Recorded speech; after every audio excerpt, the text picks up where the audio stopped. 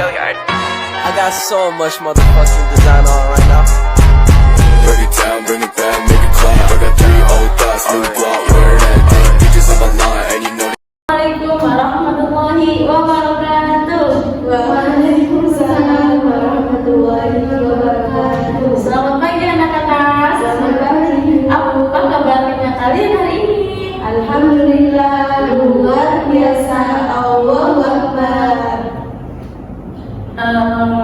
Kemarin apakah ada yang masih ingat kita membahas tentang SKI apa?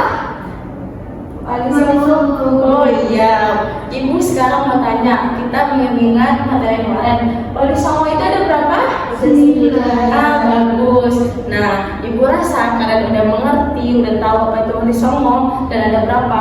Maka kita lanjut materi hari ini. Oke, baiklah, sebelum kita lanjut materi hari ini, apakah ada yang nggak masuk teman-temannya? Lengkap ya, alhamdulillah semuanya lengkap.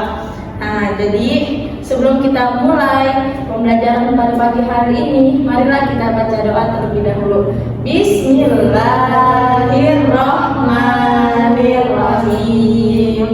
Nah, sekarang kita belajar tentang jalur masuknya Islam ke Indonesia. Di sini anak-anak pada tahu belum? Ada berapa jalur Islam masuk ke Indonesia?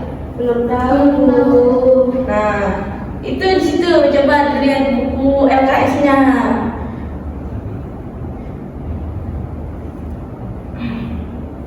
Nah, jadi penyebelikan sih, tapi bawahnya tadi. Nah, jadi jalur masuknya Islam di Indonesia itu ada 6. Yang pertama perdagangan. Apa? Perdagangan.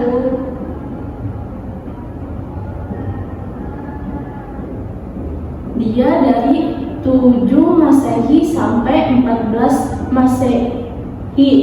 Nah, jadi pada waktu itu dari 7 Masehi sampai 14 Masehi itu proses Islamisasi di Indonesia. Jadi orang-orang dari pedagang Islam dari Arab, dari Persia, dari India itu datang ke Indonesia. Untuk apa? Untuk berdagang. Nah, bukan hanya sekedar berdagang sambil berdakwah. Nah, yang kedua yang tahu? Yang kedua apa? Perkawinan.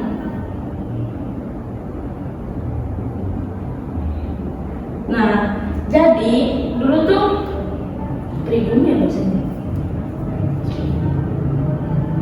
Nah, selain perdagangan tadi juga ada dengan cara pernikahan. Jadi waktu dulu orang pribumi ini nikahnya sama orang ini perdagangan yang dari bangsa Arab, bangsa Persia dan India. Nah, yang orang perdagangan kan orang Islam semua dan nikah sama orang pribumi yang bukan Kristen. Jadi syarat mereka nikah ini orang pribumi itu harus baca syahadat.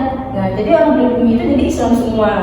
Nah, salah satunya contohnya di situ ada perkawinan itu, contohnya para ulama yang melakukan pernikahan dengan masyarakat pribumi, diantaranya Raden Rahmat atau Sunan Ampel. Dengan siapa nikahnya? Oke. Terus kalau Sunan Mulyati dengan siapa? Putri Kabupaten. Kalau Raja Brawijaya siapa? Arfi? Putri Campa. Siapa suara gedein? Putri Campa. Oh, ya. Sekarang mempunyai putra, siapa nama putranya? Raden Patabu. Iya, betul sekali Gila. Tadi pernikahan, perkawinan. Yang terakhir yang ketiga politik. Nah, jadi dulu tuh sebenarnya di Pulau Jawa itu banyak gubernur itu udah masuk Islam. Nah, pasti kan kayak ada presidennya atau ketuanya udah masuk Islam, pasti kan masyarakatnya ngikut. Nah, itu melalui jalur politik. Nah, terus yang keempat apa? Pendidikan.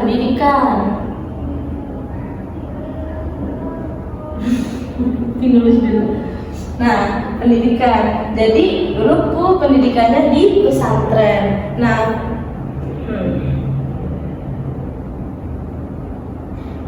jadi di antara lembaga pendidikan atau pesantren pada awalnya perkembangan Islam adalah pesantren yang didirikan oleh Sunan Ampel dan juga Sunan Gili yang terkenal sampai Pulau Maluku. Nah, jadi dulu tuh kalau pendidikan lewat pesantren, kan? Belum ada sekolah swasta ya. Yang kelima, Kesenian. yang kelima apa Dina? Kesenian. Ya, kesenian. Kesenian ini dulu Wali Songo memakai apa? Kemarin ada masih ingat Wali Songo pakai apa? Wayang. Ya, wayang dan apa? Gamelan. Ya, gamelan. Jadi yang sering berani Wali Songo itu bisa itu jalur masuknya ke Indonesia bisa melalui ini dakwanya gamelan dan wayang. Dan yang keenam, Kasalu. terakhir Kasalu.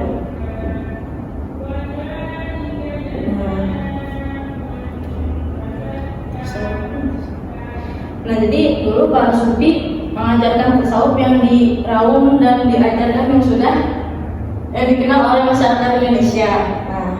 Nah, jadi dulu tuh apa ya, kalau masuk Islam tuh ya, jadi tuh nggak ada paksaan.